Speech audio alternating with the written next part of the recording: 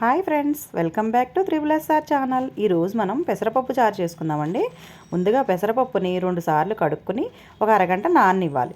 ఆ నానిన పెసరపప్పులో ఉల్లిపాయ ముక్కలు, టమాటా ముక్కలు, పచ్చిమిర్చి ముక్కలు వేసుకుని అవి కుక్కర్లో పెట్టి 3 విజిల్స్ వచ్చే వరకు ఉడికించాలి.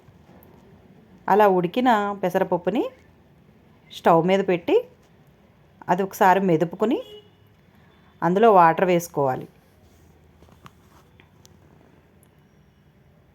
ఆ వాటర్ వేసుకున్న తర్వాత రుచికి సరిపడేంత సాల్టు, ఒక 1/2 టేబుల్ స్పూన్ పసుపు, రుచికి సరిపడేంత కారం వేసుకుని ఒకసారి కలుపుకోవాలి.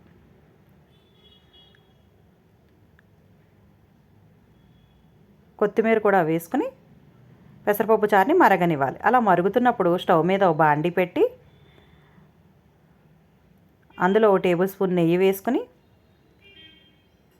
వెల్లుల్లిపాయ, జీలకర్ర, ఆవాలు, మెంతులు, కరివేపాకు వేసుకుని ఎండుమిర్చి కూడా వేసుకుని ఆ పోపుని ఆ మరుగుతున్న పెసరపప్పు చారులో వేసుకోవాలి.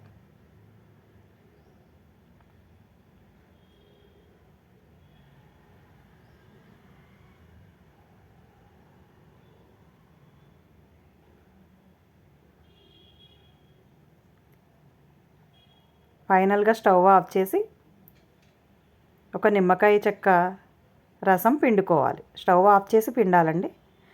అంతే ఫ్రెండ్స్, పెసరపప్పు చారు రెడీ. చాలా బాగుంటుందండి, ట్రై చేసి చూడండి. Thanks for watching. Please like, share, subscribe triple SR channel.